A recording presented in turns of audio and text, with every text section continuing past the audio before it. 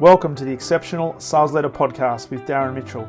If you're a sales leader looking to take your leadership to a whole new level, then this is the podcast for you. We'll be exploring tips, techniques, and strategies to help you take your leadership to the exceptional level and allow you to enjoy more money, more meaning, and better sales results.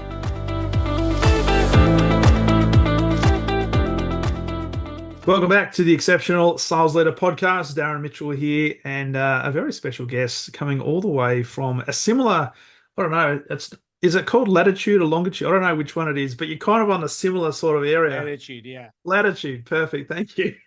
Alan Versteeg, all the way from Johannesburg in South Africa. Welcome, my friend. Great to be here, Darren. Thanks for having me. Thanks, mate. It's going to be a great conversation. Just before we press record, you were talking about the fact you've been to Australia a number of times and you're coming back in October, heading to Cairns, but you've been to all the capital cities. And I've often wondered what South Africans think of Australia, because from my point of view, having spent a bit of time I didn't go to South Africa, but my wife and I went to Africa, meeting some South African people. They're very similar to Australians, although a slight different accent. Yeah, it's interesting. So we are big rivals in sport, as you know. Yeah. So we're not supposed to like Australians. I remember the first time my partner and I came over there, we were flying back and he said to me, "Al, we're in huge trouble." I said, "Why?" He says, "We can't think of a single thing we don't like about this country, not even the people." And I think we picked on your radio station. We found something. We had to go back with something, right? But yeah, we're very similar wit, outside of the accent, which is often confused around the world. Yeah, great. Love Australians, love Australia. It's always good to be there. It's awesome. And talking from a sporting perspective, I think both nations, irrespective of the sport, are really tough competitors. And when they play each other, whether it be rugby or particularly cricket, always some ripping contests. Yeah, and there's massive rivalry, but great friendships behind the scenes. So when you Totally. speak to any of those retired players, they've established huge friendships, Yeah. around that country because of that rivalry. Mm. And a lot of respect as well, which is awesome. Hey, we're not here to talk about sport, although we could probably talk about sport for an hour or so. We're here to talk about sales and sales leadership. So, you happen to be the Global Chief Revenue Officer and co-founder of Growth Matters, and you specialize in working with sales teams and particularly sales leaders, in helping them become better at what they do, and what I call helping them become exceptional at what they do. So, very much looking forward to delving into a lot of different topics around sales leadership.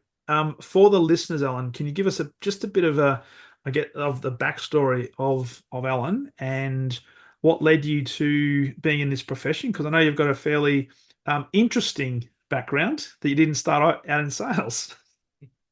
Yeah, so let me try to keep it as brief as I can. So I studied to become an electronic engineer. It wasn't my fault. I was brought up watching Airwolf, Knight Rider, and MacGyver. So I thought that's what I was going to be doing. Also, I come from Dutch heritage. So Dutch heritage is, we're very proud of our engineers. Unfortunately, I lost my dad when I was 12, but it seemed like the natural thing for me to do. I went into engineering, studied well for it, got good marks, but I really didn't enjoy the job. It wasn't what they advertised on the TV shows. And then I read a book called "You're Born an Original, Don't Die a Copy" by John Mason. And there's one chapter. It's a great book for those of you that don't read, because every chapter is one page. So progress is easy. But it said, if you passionately hate what you're doing for more than 2 weeks, you need to stop. You only live one life. It says you don't live once, you die once. And I kind of hit me in the gut. And I'd been doing that for 2 years. And I thought, I've got to get out of this. And a friend of mine said, why don't you get into sales? And I'll ask the listeners not to drop off now, but got fired from my first 4 sales jobs. But my frustration was I was doing everything they told me to do. They said I needed to know my product. I knew my product 100%. I was the world's best talking brochure. They then said, you need to be more motivated. Well, then I was the world's most motivated talking brochure. But I didn't get to understand the psychology of selling. And as an engineer, we don't believe in anything but cause and effect. So I wanted to go and delve into that. And then I worked with a manager, and he had seen my background, still hired me, and I was struggling again. And he said to me, Alan, is this a job or a profession? And I knew the right answer. The right answer, no, it's a profession. He says, how hard have you studied for this profession? And it kind of hit me between the eyes. And he said, remember, doctors and lawyers are always practicing because they never get it perfect. Sales is a profession of practicing. You got to study it. So studied that, did well in sales. Then, represented spin selling in South Africa, but realized that unless we're investing in sales managers like the sales manager invested in me, you don't get sustainable impact or growth. Mm. So we pivoted and really started to focus and deep dive onto sales management about 11 years ago when we started Growth Matters. With one fundamental belief, it's a quote from Neil Rackham, without investment in sales management, no amount of training, no amount of consulting, no amount of enablement will have any sustainable impact on your sales results, period. We have to invest in that profession. Love it, love it. So there's so much in that that I'd love to unpack. And under the primacy recency effect, I'm going to look at the recency part first, and and touch on something you just said there in terms of if we don't invest in our sales managers, we've essentially I'm ad-libbing here, we've got no hope. My experience is a lot of sales managers come from being a great salesperson and they're not necessarily given the blueprint, the transition codes, whatever, to make that leap to sales leadership because the skill sets are fundamentally different. What's your experience been in terms of the sales managers making that, I guess, transition, making that leap, but not being able to let go of the selling part? How has that had an impact in the markets that you've been working in? Yeah, it's massive. And I'm going to start with a disclaimer that I have huge respect for these sales leaders and managers, but there's a system problem. Mm, We take top performing salespeople, we promote them into sales management, and then we don't have a system in place to enable them. And I say this with huge respect, but we were more effective as sales managers in the 80s than what we are now with all the tools, technologies, and methodologies. mm, And the reason is we had good mentors that mentored good sales management. We'd meet them on the road. We'd have in-person coaching. It was the nature of the beast. The sales manager was on the road, and the yeah. sales rep who was carrying the bag was being coached all the time.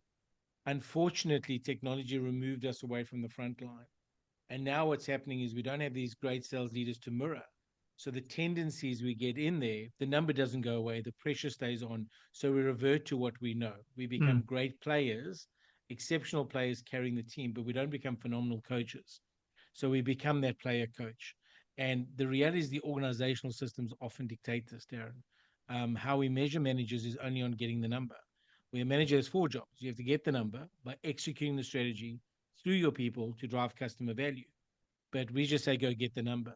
So mm, we create this beast that says, I'm going to promote you. You're probably going to earn less money. You're going to have a lot more headaches. But still, please make sure you get this number. And I think we've left them high and dry. And that's really the void we wanted to fix. And I know the void you're fixing with this podcast. How do we elevate this again and learn from the experts in this space? Because there's huge value in any organization investing in sales managers. It's a high mm, leverage investment. mm. And I love the way you're talking about that because a lot of my experience being in large corporates was exactly that. The prerequisite to be given an opportunity to be a sales leader was you had to be hitting your number and blowing it out of the water. It had to then be matched by potential, and that was the opportunity that potentially was going to be presented to you. But there was no real transition blueprint or any assistance to make that transition. And when you talk about coaching and mentoring, sometimes the only coaching or mentoring was you might have gone to like a Huthways 1 day training and said, "Hey, you've been through the methodology, you've now got your certificate of completion, go and get the number." The other challenge, of course, is because of all the technology, there's so many different eyes now on the sales team and therefore the sales leader from different parts of the organization who can just press a button and get whatever report they want. And who is the first person they call in relation to anything to do with the sales number and the forecast? It's the sales leader. And so the demands internally on organizations gets bigger, and therefore there's more time that now the sales leader has to spend, and I call this respectfully, navel gazing, doing in the internal managing up process, rather than doing the coaching and the mentoring and development of the team. I mean, 100% right. And the reality is everyone's an expert in sales except the sales leader, right? Everyone looks at data and thinks they know what's going on. And I say profound statement, obviously tongue in cheek, but my profound statement is just so your listeners know, I've never seen behavior change when we change data in a table or a database. I've actually never seen it. So it doesn't matter what you're doing, you're not driving what changes. And the irony, Darren, is we're doing the things that make us feel like we're in control at Mm, the cost of doing the things that actually have us in control. You mm, know, critical sales strategy, clear expectations, coaching to those expectations, running an operating cadence, protecting that cadence. Those disciplines pay off. But we're so busy being pulled into update the data, get the data, look at the data, and everyone's then an expert. mm. So the sales leader often feels disenfranchised Yeah, to actually go do what they need to do. They're accountable. They're not being given the responsibility to take charge of their domain, yeah, and they haven't been developed. The reality is they haven't been given a blueprint or the disciplines required. And I want to touch on this, Darren. The challenge often is we think, well, I can fix Darren's sales management gaps by doing leadership development programs or management development programs. I love these, they're great investments, yeah, but they don't teach you how to run a pipeline or how mm, to run a forecast review or how to optimize a complex deal or how to coach a deal forward without stepping into the deal. And I can go on. There are significant disciplines that are unique to sales management that organizations don't have a system in place to then enable that. yeah, yeah. Um, as you were talking there, I'm thinking so many examples of where this has played out in real life. And you mentioned something earlier in the conversation around the fact that you were a magnificent, really well articulated, highly motivated brochure. Yeah. and Yeah. and I want to delve into the psychology behind this because there's lots of organizations and there'll be people listening to this right now, whether they're a sales leader or an aspiring sales leader or a salesperson, who get a lot of training, but a lot of the training is product related or service related to arm them with the information that they need to go out and service the customer, sell the deals, get the numbers, etc., etc. Why is it that there's so much emphasis? Because I know one of the bugbears you have is the fact that coaching and mentoring is a almost like in many organizations a nice to have, and as soon as the pressure comes on, it's one of the first things that's put to the side because it's all about the number. um, why do you think that is? Why do you think that organizations don't spend enough time delving into the psychology behind the selling process and arming our sales leaders and our sales teams with that will enable them to drive sustainability? Why do you think it's all just about the product or the service? There's a lot in there, and there's a lot of answers to that question. But let me start at the beginning. The first thing is, tell me how you measure me, I'll tell you how I behave, and tell me how you reward me, I'll tell you what I do first. I think it's a Peter Drucker quote. Um, but the reality is that's the key thing. We're measuring one thing. Customers say they're customer centric. Show me where they're measuring that in their account plan. What we're measuring in account plans is, do you have the data? Not are we creating value? They say we're customer centric, but all we're doing is pushing the numbers. So we're creating a measurement culture that is driving the wrong behaviors. But I can measure product retention. So we're doing the opposite. And here's the science. So, Philip Squire, he runs an Mm, organization, and he's written a book called Selling Transformed. The bottom line of successful salespeople is values. We sell with noble purpose. We believe that selling won't help, but helping will sell. We buy in and have conviction around our product. We don't know everything because they're professionals for that, but we have conviction around our product. And as a result, we create value for our customers. But we're not teaching people that. We don't have enough space. We're so busy teaching them the next piece of technology, the next piece of enablement, the next piece of product. And I'm saying that's important in a balanced phase, but it's completely yeah. imbalanced. We're not teaching how do you get conviction around the product, because why do entrepreneurs sell, Darren? They've never been trained. How can they sell? Because they know their product. They have a passion for it. But you have people, everyone in life, they've got Mm, a brand they like, and you start attacking that brand. Watch them defend it. They're not paid, but they defend it because there's conviction. yeah. We don't teach people conviction. And then when we have a delivery cycle where the salesperson Mm, is the only person in most organizations that gets penalized for other people's behavior, and delivery isn't taking place, and the organization goes, I don't care, just get your number. Well, then we break down trust, we break down conviction, we break down confidence, but then we think we have a sales problem. mm. And don't get me wrong, we have to develop skills, we have to know our product, but it's imbalanced to your point. There's some fundamentals we were doing right in the 80s into 90s that we think technology has replaced, and it's actually damaged it. And by the way, I'm not against technology. It's a massive asset to a well operating system, but it's not the system. Mm. It's an asset we use as professional sellers and sales managers. And do you think then that organizations tend to focus too much on the system or too much on the technology? Because I know the organizations I've worked with in my career, it was almost like every 2 years to 2.5 years, there was a new selling methodology was come in that was almost like supposed to be the elixir to solve all the problems. And yet, when it was introduced, it had implementation problems, it had uptake issues, and it didn't deliver what the organization thought it would deliver. And it probably was because of what you're talking about in terms of there wasn't that level of conviction. They thought that that was the answer, but the answer was actually sitting in front of them the whole time, which is their people. Yeah, I really appreciate you sharing that. I have a lens on this, if I can share this, Darren. I talk about the word discipline a lot. You've got to establish disciplines. But if I break that up, it's four things: mindset, skill sets, tool set, and help set. And what's happening with organizations is they're only focusing on the skill set and the tool set. Yeah. If we don't mature the mindset, if we don't change people's psychology of selling, if we don't change how they understand the role of sales management is not to grow sales, it is Mm. to grow salespeople who grow sales. We don't work on the mindset, we don't get change. On the help set, if we don't empower managers to coach, I mean, you mentioned earlier, we have a white paper, and the key research was it's the one thing leaders say is most important. It's the first meeting canceled and the last metric measured. So it's not important. It says it's important, but it's not. So that help set of being able to coach and implement it. So when you enable the manager to be the help set and you mature the mindset of the sales organization, then methodologies and technologies unlock their potential. Because Yeah. there's nothing wrong with them. There's power in them. There's research in them. Whether you're a challenger selling fan or a value-based selling fan or whatever methodology you appreciate or technology, it's Mm. got to be unlocked through a discipline. And the best way I can explain this, Darren, is we're so busy working on the train, we've forgotten to lay the tracks. And the tracks are the management disciplines that we have in place. And without those tracks, we don't unlock the potential. So we're debating what the seat should look like on the train, but it's not moving because there's no track. So say to organizations, unlock the potential of your technology and your methodology by making sure you're maturing the mindset and help set of your managers Mm. to create the disciplines, the tracks that unlock that potential. Love it. Love it. So in the organization growth matters, then it kind of sounds like to me that you help them do that. So you're almost, and correct me if I'm wrong, you're almost sales methodology agnostic, but what you do is you equip the sales leaders and the sales management teams and therefore the organization with, I guess, the help set and the mindset to help lay those tracks so that we build sustainability in the business.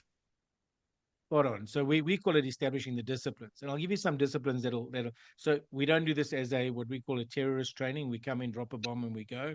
Might be politically incorrect to say that, but we don't do that. It's a 1 year journey. There's 3 seasons. We do coaching in between. So you establishing an organizational discipline, a way of working, but nurturing pipeline health. Does your business have that discipline? Most companies, Darren, pipeline is just cover. Mm. What about number of deals? What about velocity of the deals? What about the shape of your pipeline? We don't look at it. Driving deal success. We often just look at the deal when it's close to the end at the forecast, asking people to make commitments they can't make, and then lambasting them because they didn't get their forecast right. It's because you don't know how to drive deal success or nurture pipeline health. Then you take thing about building strong accountability. Sales is a space where you've got to create accountability. When we only hold people accountable to the number, we lose talent. We don't develop people. And I can go on. Mm. So we set up those 9 disciplines over a year to make sure that we've elevated those tracks. And then your methodologies have value, but they don't Mm. have value if they're not part of a cadence, if they're not being coached and they're not built into your technology. It's Yeah, just something I learned. And it's not because people don't want to, Darren, because we are creatures of our environment. we If are. my environment doesn't support it, why do I do it? You told me I must go on this wonderful. I'll give you an example. I went on spin selling. I loved it. I read the book. I thought it was phenomenal. I then went to my boss and I said, no, but I first got it. He goes, listen, yeah, that stuff you learned in training, just park it. It's not how the real world works. That was his response to me. And I'm like, you just spent all that money on me. And now and this often happens. And by the way, not by fault of the sales manager. We are drowning them in noise, in Mm. metrics and reports and experts and everyone telling them what to do. We're not unlocking them. When we unlock them and we lay those tracks, everything else gets exponential traction. Mm. So I'd love to delve into one aspect of that, and that is mindset, because a lot of, and you kind of mentioned it before, that you were a really good brochure. You knew your product, but the element, and you look at this because we've just had the Olympics, and you look at the people who have achieved greatness at the Olympics, whether it be a gold medal or they've done best performances. A lot of it's got to do with what's happening between their ears. Can you talk to me about, I guess, the importance in the work that you've been doing around mindset, particularly from a sales leader's point of view? And the reason I ask that is often sales leaders, particularly in the early phases of their transition from an individual contributor, may find it quite challenging to think about what their role is and the role they have to play and who they have to be in the context of that role in the organization. So can you talk to us about how important mindset is and any key tips around mindset that can help sales leaders not only make that transition, but also help them on the path to exceptional? Hold on. So I might get this wrong, and I'll send you an email to correct it if I did, Darren. But I think the book's by Larry Levine, and it's called Sales Mindset, Sales Leader Mindset, and it fundamentally explains the extreme differences between the two. The mindset of a top performing individual contributor is very contrast to that of a top performing sales leader and manager. And he talks through the book. He's the expert in the space of how to make that mindset transition. What we believe is this is frameworks shape our thinking. Hmm. So every single one of the things we teach has a framework. There's a framework for driving deal success. There's a framework for nurturing pipeline out. There's a framework for, because your thinking influences your emotions, it influences your actions, it influences what you do. So there's a great Australian by the name of Dr. David Rock, wrote two international bestsellers, Your Brain at Work and Quiet Leadership. And in Quiet Leadership, he talks about thinking-based coaching, which is what we base our model on. So when you accelerate the framework of thinking, we can collaborate and mature very rapidly. Behavior doesn't take long to change when thinking changes. Mm, Think about your own life, things that you held to be absolutely true, that one day you realize that's off. And like that, your behavior changed because you're aligned to the thinking. But in the book, and what we do is we speak about that shifting that mindset. But here's the number one shift you got to make. When you believe that your job is to develop people, then everything changes because the tendency is to highlight why you're so good. And we step into the efficiency of mentoring. Let me tell you what I did. This is what I would do. That's what I could do. It's very efficient, not effective. yeah. Because the next day they come back to you for, can you give me another fish? Can you give me another fish? Coaching is teaching them how to fish. Mm, It requires more patience. You have to be the GPS, not the driver. You can't hijack the wheel. You got to let them learn. And we don't honor that anymore. And our measurement systems don't honor that. And our culture doesn't honor it. And the organizations we work with, where we see the dramatic change, is where there's that shift to, we are here to grow salespeople who grow sales. And that's the one thing. If you're going to step into sales management, understand you're probably going to earn less mm. unless you're really exceptional. You're probably going to be working harder. The value comes from the ability for you to unlock other people's potential. And what I see with highly effective sales managers, their design point is potential in others. Mm. And man, you see massive change. Sometimes to a fault because they don't have the mechanisms to unlock their talent. So they just believe in them. Yeah. But that's the big mindset change. I'm here to create a system and an engine that produces sales results and customer value by growing the people in my team, not hoping I can just hire them off the street and they'll miraculously perform. So with that, because I know we've already talked about the fact that sales leaders are held to a number, and often they're told, get the number, whatever it takes, particularly as we get closer to the end of the month, end of the quarter, end of the financial year. For sales leaders listening to this conversation now, thinking, I reckon I've got my mindset dialed in. I think I'm here for the right reasons because I am focusing on developing my team and helping them get better. But I've still got this pressure that's being placed upon me that I've got to hit the number or else, right? We're behind. There might be extenuating circumstances as to why, but my boss doesn't want to know it. He just says, just get the number, whatever it takes. Because often those senior leaders are sitting behind their desk in their ivory tower, not actually have seen a customer for many years. They just said, "Hey, get the number because we've got to report this to the marketplace." What do you say to these people? Because it's almost like a balancing act. Okay, I'm here to develop my people, but I've still got to get my number. All right. So, in your experience working with, let's just say, great organizations who get this, how do they balance the conversation between the two? And do they place more focus on the thinking and the development of the people, knowing that that's going to drive the number? Or do they sort of have to have these more transactional, if you want, conversations as we go through? So Darren, once again, I'm trying to keep the response as succinct as I can. I It's like my broad. It's a question. great. It's no. They are the right questions. So this is the key thing, and I'm going to say this as respectfully as I can. The first thing you have to do is you have to get your house in order. And I'll give you a practical example, and then I'll answer. It'll lead to the answer to your question.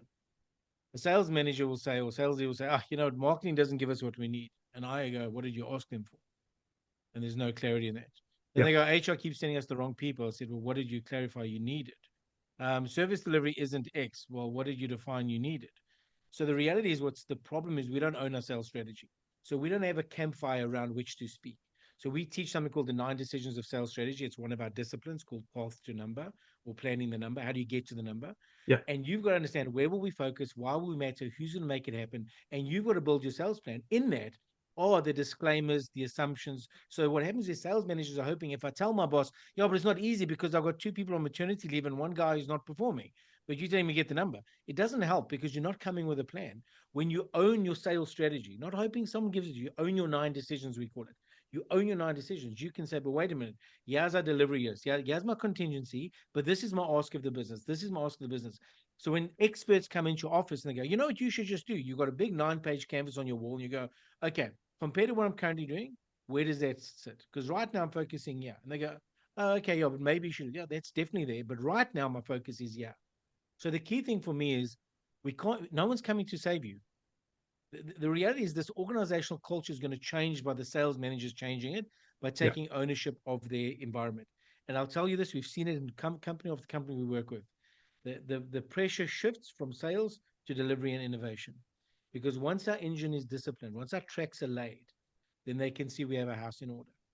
Now, that doesn't magically remove the pressure for the number, Mm. not in anyone's imagination, but it lets them know that, hey, by the way, this person's not a moron. They're not clueless. We don't have to all be the experts telling what they do. They've got experience, and now they've got a framework by which to structure their conversation. Once we own that, Darren, everything starts to change, because then I can go, hey guys, eyes wide open. I did raise this red flag. Hey, by the way, these decisions haven't been made. These things aren't occurring, and they become a structured conversation that is constructive. Mm. It's not, oh, they're putting the number on me. And here's the challenge, Darren. Sorry. We buffer that BS down. We don't buffer that BS down. So we get so frustrated with the organization's measurement and stories, and everyone's an expert, and the pressure on me. I go down and say, hey guys, can you just please finish your account plans? Because my boss is asking me for it, and you oaks haven't done it for a year. You know what I mean? And then they're like, oh, okay, let me go do that. It's not the right way. So that whole story explains the number one conundrum of a sales manager. We are drowning them in all the distractions, and then ask them to focus on the most important thing of our business, which is generating revenue. Mm. And as soon as we take ownership of their 9 decisions, you'll see the massive ability to influence up and across. And when we do that, we're doing our number one job, right? We gain the number by executing the strategy through our people to drive customer value. We have to balance those out. Mm. But often we feel like we have no say. Al, I've told my boss 100 times. Darren, you've been there. Al, it's easy to say, but when the quarter comes, the quarter's there. I'm saying, great, but it's not a switch, it's a dial. When you have a discipline, yeah, you get control. Yeah, discipline, yeah, you get control. Yeah, and you educate up and across. And I think with so many managers, because we haven't been given the tools, Mm. sales strategy is something we do once a year, and then we never look at it again. It's Yeah. not a mechanism by which we drive our path to number. And that's the key thing. You have to be in control of your plan, continually communicating wins and risks and asks and challenges, so that even if you fail, you're on the right side of history. Yeah. You're not, oh, well, it was someone else's problem. Well, because you've got a framework, and you've got a framework that's been seriously considered, thought of, looked at inside out, maybe challenged, but you use that as a basis for a educated conversation Yeah. to And it then can sit on communicate. one page. Yeah. Lots of detail behind it, but it's on one page. We're drowning in information. People aren't going to analyze. You've got to bring the one page summary in everything, in your account plan, in your pipeline, in your deal. There's got to be one page. I can look at Yeah. it and go, I get what we're doing.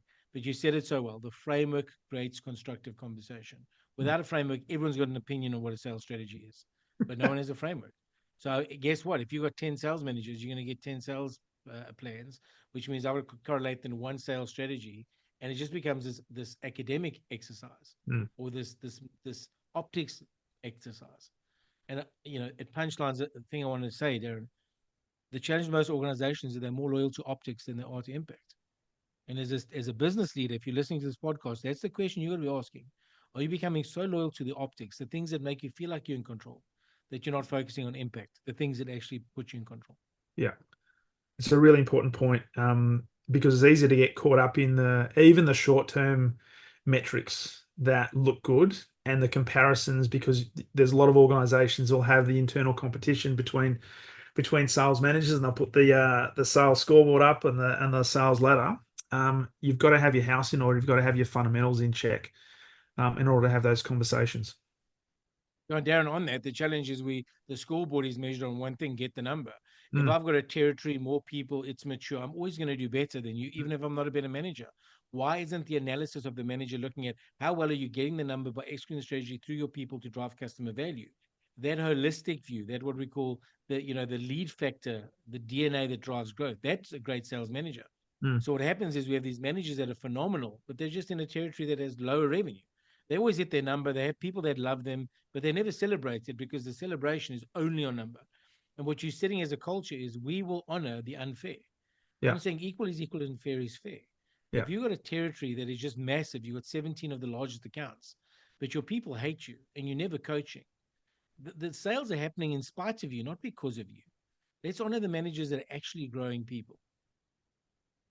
It's funny you should say that because I was just, as you're talking, I'm reflecting on my experience I worked at Optus and then Telstra in Australia, and it was phenomenal how many people associated with the account teams wanted to work on the big iconic accounts like the big banks or BHP, and everybody and their dog was grappling for wanting to get access to these because they wanted a clip of the ticket because of what it probably meant for them that they could put on their resume. And in the meantime, people who are actually doing the fundamentals really, really well were getting great, solid results. They were great corporate citizens, but they probably weren't getting I guess, the accolades that on reflection they really deserved because they were doing all the stuff that perhaps these guys weren't doing, but they didn't have I guess, the flair of the big account behind them. Well, I mean, it's this dichotomy of measurement. If Wall Street or any stock exchange is only measuring the share price based on certain things, then that sort of becomes our master. And we don't care about the fact that we might be destroying a planet or destroying an entire island. We don't care. Even as consumers, we're just consuming. We're not completely aware. And sales is very much the same. The organizational leadership needs to understand we have an ethical value we try and drive to the market. How are we measuring that? And I'm working with a company right now, such a great culture. And their culture is that. Yes, they're very numbers driven, but they're realizing they're an awkward teenager at this stage of their life. They're established business, but they're feeling like an awkward teenager. And they're realizing that the next step of maturity is actually looking at what they call in leadership DNA, which is what are the things that drive the results, not what are the results. What are the things that drive it? Because if we focus on that, this will take care of itself. Yeah, Now, it's logical. We all know this, yeah, but the conversations in business, and here's our challenge: technology's ability to measure has put measurement at the top. And now we look at measurement as the truth. The only reason we measure something, Darren, is to figure out how we improve it. mm, It's the only way. So don't measure everything. yeah, Measure the things that if you improve it, they change. yeah, But we're measuring outcomes. How many calls did you do? And here's my favorite saying. It's tongue in cheek, but I love saying this one. It's like when you go to a salesperson, say, listen here, you're behind on your number, but I've noticed that for every 10 calls, you're closing three, and you're halfway on your number. So you need to make 20 calls.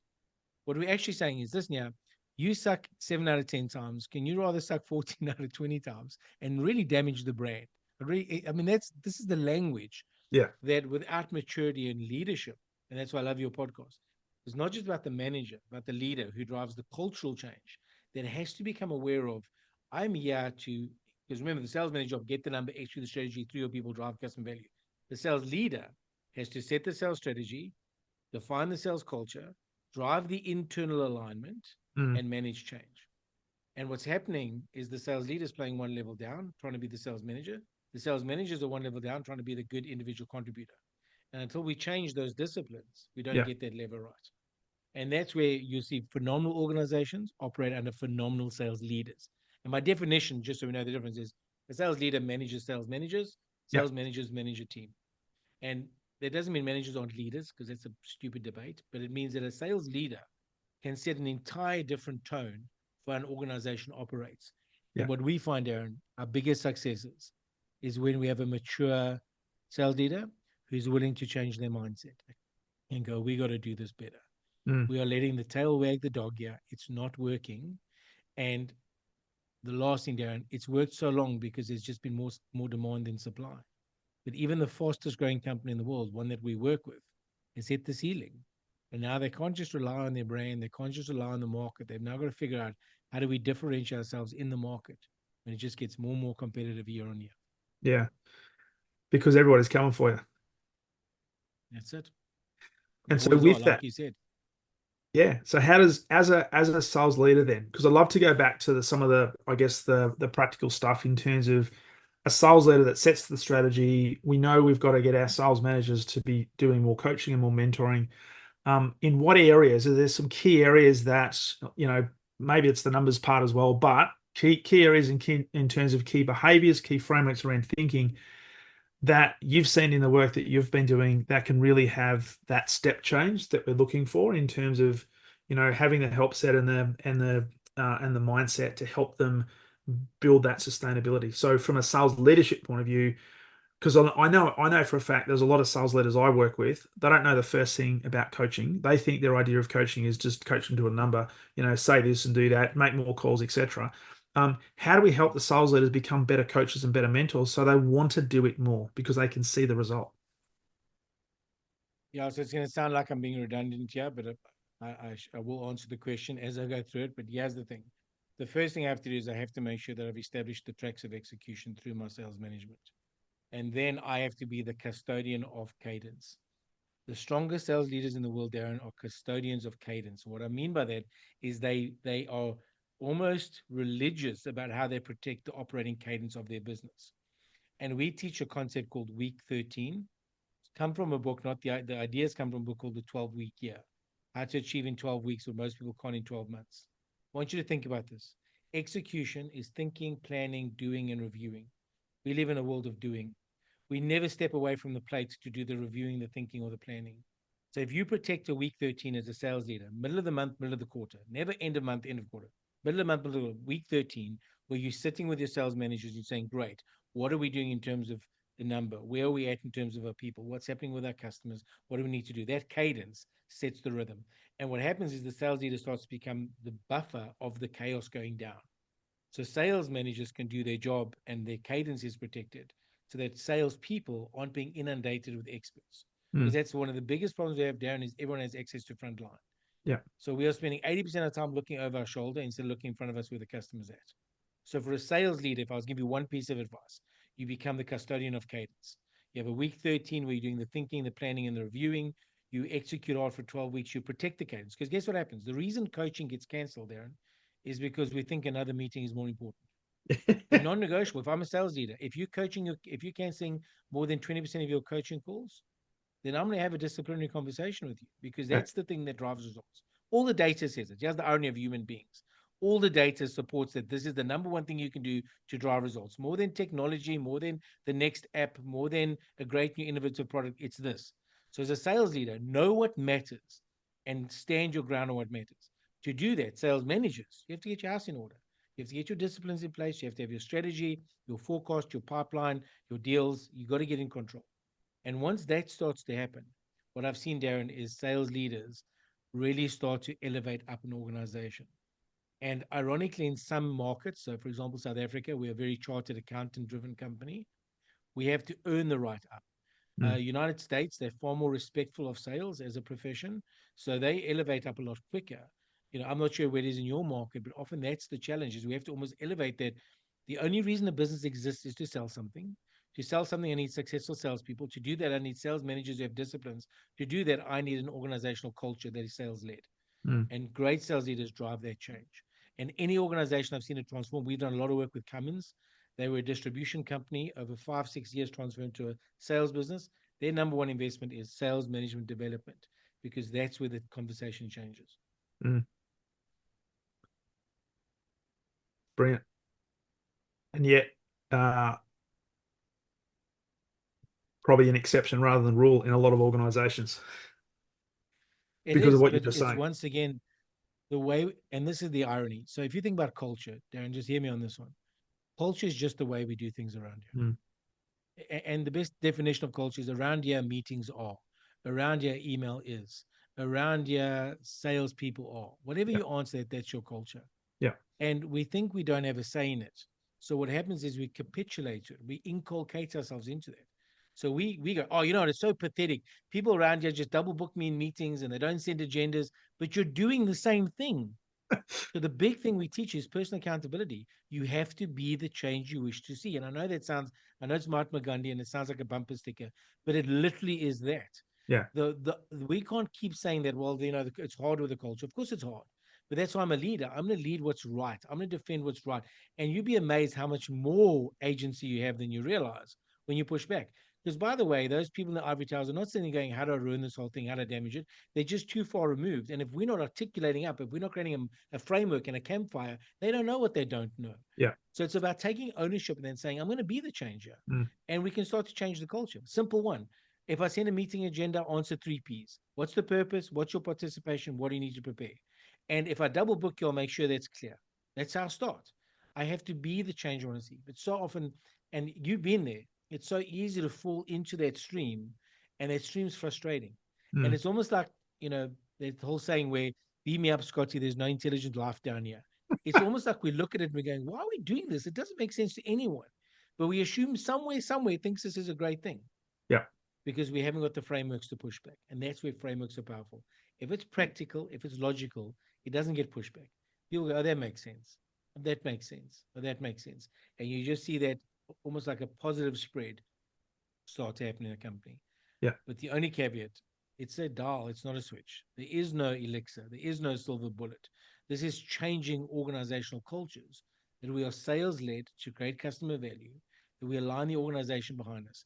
But sales managers, nobody's coming to save you. Alan's not coming to save you. Darren's not coming to save you. You got to take ownership of your disciplines. Yeah. And once you get that right, everything starts to go in the right direction.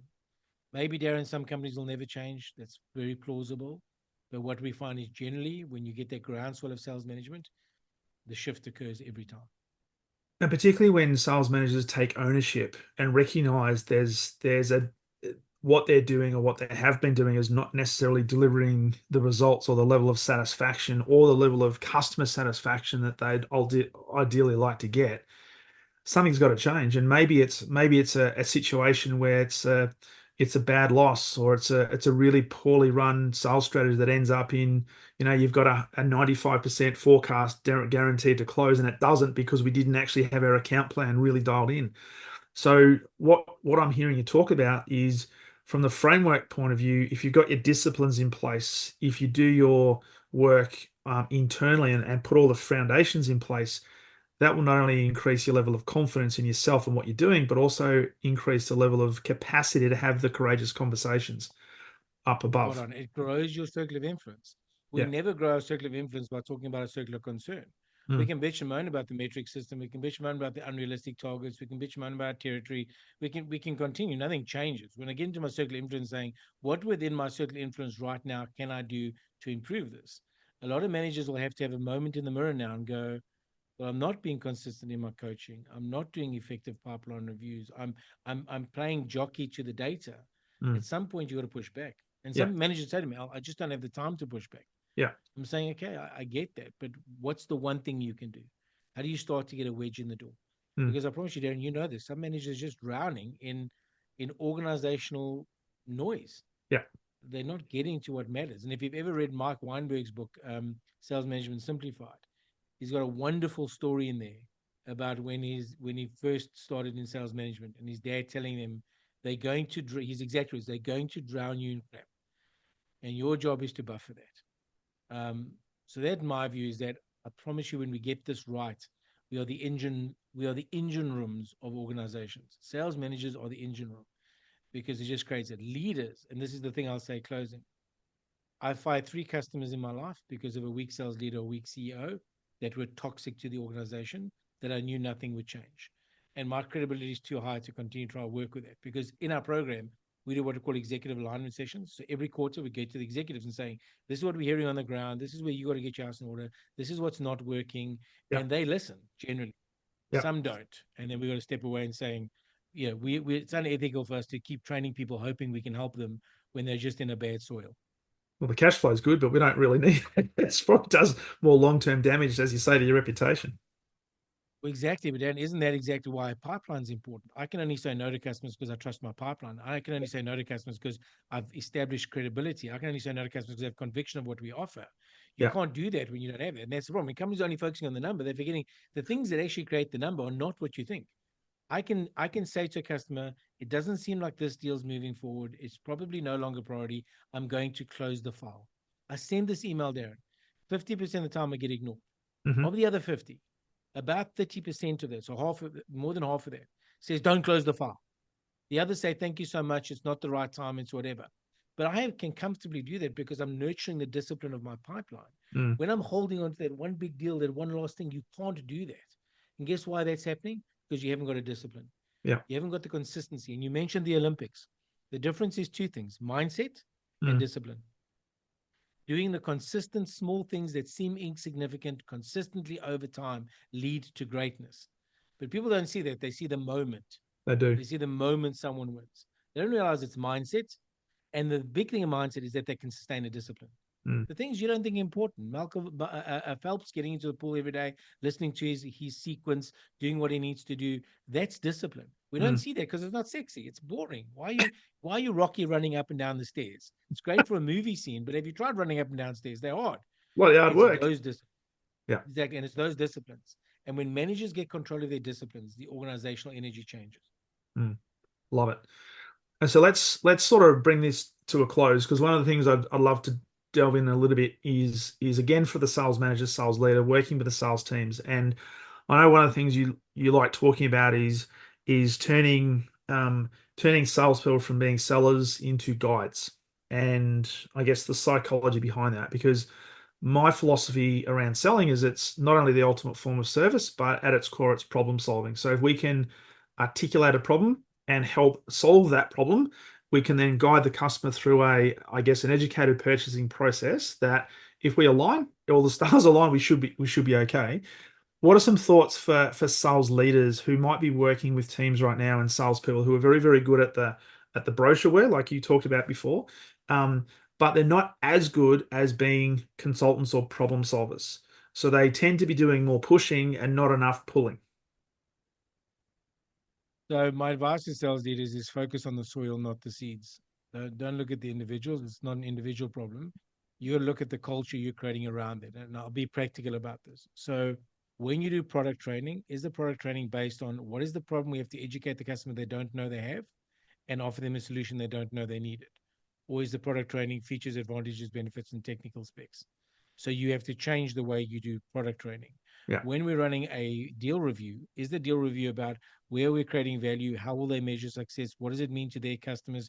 Is it outcomes orientated?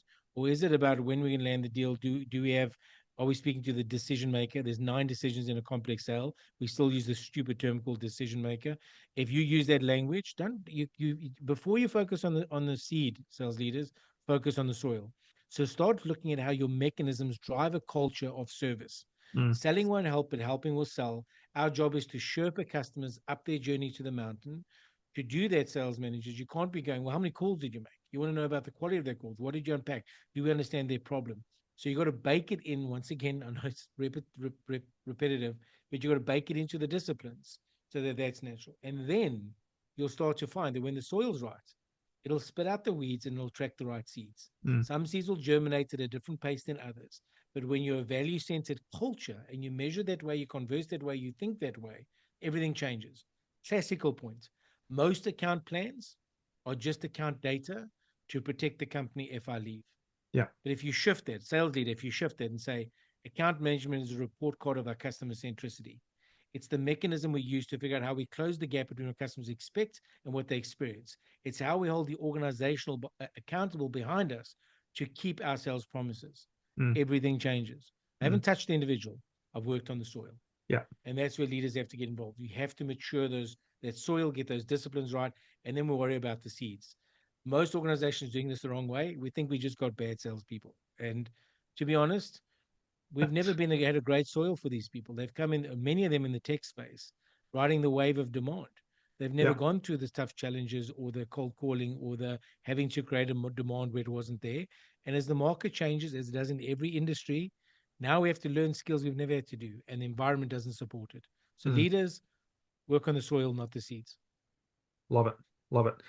So, mate, fabulous conversation. You've added so much value to me, but also the listeners, whether they're an aspiring sales leader or a current sales leader, on their marketplace or on their pathway, should I say, to exceptional sales leadership. If you could leave us with one key piece of advice that perhaps we haven't touched on, or if you were talking to a bunch of sales leaders right now that on the things we've spoken about, if there was just one thing you could leave them with to go and action and do something, whether that be a thinking, a planning, a reviewing, whatever the case might be, what would that be for them? If there's one practical thing they need to go do, is they need to look at what a great operating cadence looks like, Yeah. because we are not measured by our intentions. We are measured by how we invest our time. If you say you value your family, but you spend every weekend on the golf course, you don't value your family, Mm. because you're working all week and you're on the golf course all weekend. How we spend our time determines our values. So the first thing you need to do is go, how do we want to invest our time, and what is non-negotiable to protect? That's the practical thing. The more philosophical, it is borderline negligent to not take ownership of sales leadership, because economies depend on it. We can blame the leadership, we can blame the culture, we can blame the technology, or we can do something about it. And either outgrow the soil you're in and move to a soil that's fertile, or change the soil you're in and create what you want. So don't be negligent about this. Don't wait for something to change. Or, there are better organizations perhaps, but there's a great saying: do the job before you get the job. Yeah. I say take the lead before you get led. And that's the more philosophical piece I'd go, is that I hope there's a calling for sales leaders, Mm. that this is the most important profession. It's not rocket science. It's much harder. Rockets, we can land 0.00004 seconds late to a planet a gazillion light years away. The minute you work with people, customers, salespeople, service people, leaders, man, it's much harder than rocket science, because it's not predictable. You are the change organizations lead, is what I'd end with, Darren. Love it, love it. And what you're talking about there is people are predictably unpredictable. Correct. Everything works on paper until people get involved, is what my good friend Tim says. It's like Mike Tyson said, great plan is a great plan until you get punched in the face. You got to change your plan. Exactly. So, Alan, it's been an absolute pleasure having you on the podcast. For people who would like to connect with you, and I highly recommend that they do, where's the best place for them to connect with you individually, but also to learn more about growth matters? The best place is LinkedIn. Fortunately, I've got a very unique surname. So if you just punch my name in LinkedIn, but linkedin.com/Alan Versteeg, you're going to have to put that in the show notes. I will. But pretty much you'll find me there. All of my content sits there as it relates to this space. Growth Matters, www.growthmattersinternational.com. Brilliant. Alan, thank you so much. It's been an absolute privilege having you on the podcast and making a Great to be here, magnificent and really contribution. proud of the work you're doing, and that someone's focusing on this space. It is well overdue that we need exceptional sales leadership, and I do believe that the work you're doing is going to change organizations. Brilliant. Thank you so much.